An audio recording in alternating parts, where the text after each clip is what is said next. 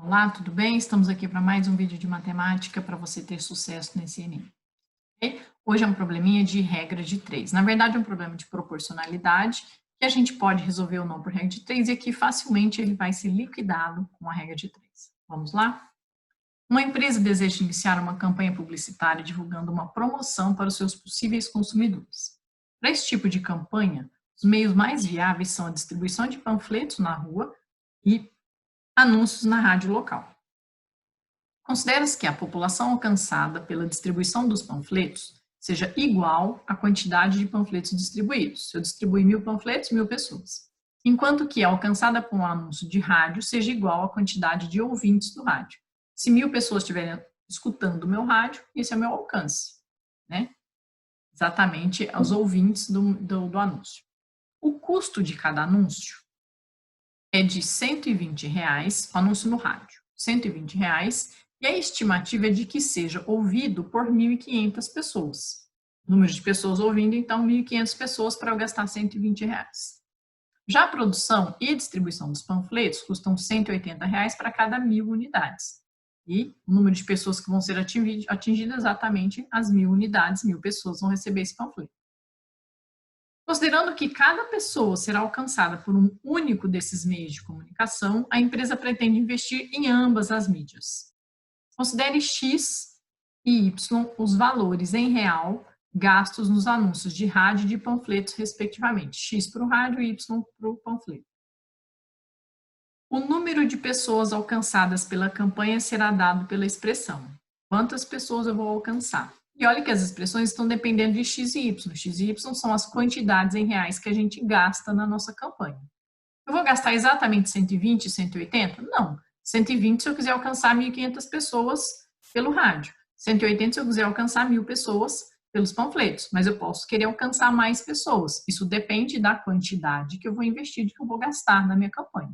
Por isso que as respostas estão em função das quantidades X e Y maiúsculas aqui, que são as quantidades em reais gastas nos anúncios de rádio e panfleto.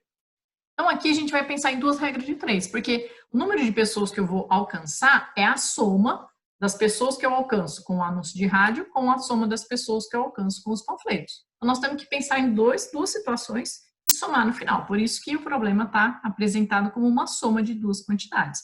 Nós vamos dividir em dois problemas, a parte dos panfletos e a parte do rádio. E para cada um, a proporcionalidade que existe é diferente.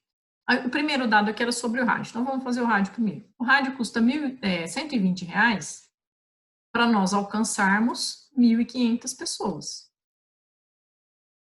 Para eu alcançar, então, uma certa quantidade de pessoas, sei lá, vamos chamar de P1, eu vou gastar X reais, que é a quantidade que eu vou investir nos meus anúncios de rádio.